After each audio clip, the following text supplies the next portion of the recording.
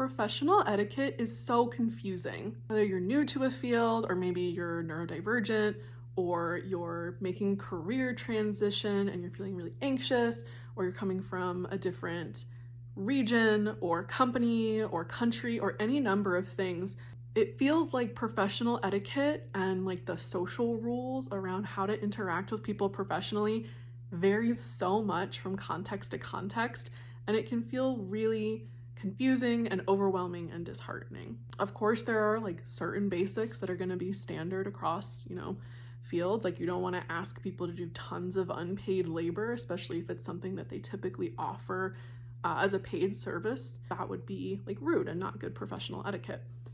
But there are so many like little details about what is right for a given context that can feel really hard to gauge.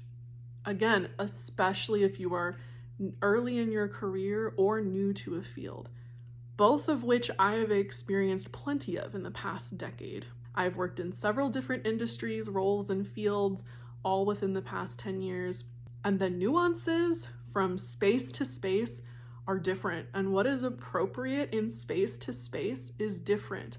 And so I feel like I'm trying to scan for those differences, and I still make mistakes sometimes.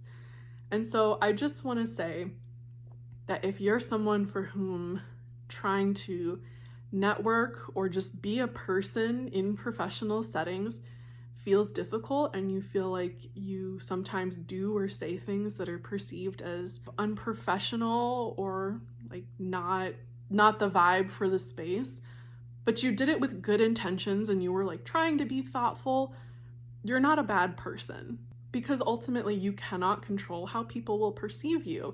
And you can even try your hardest. You can like look up etiquette rules. You can talk with more experienced people in your field to see what are the social rules for this setting.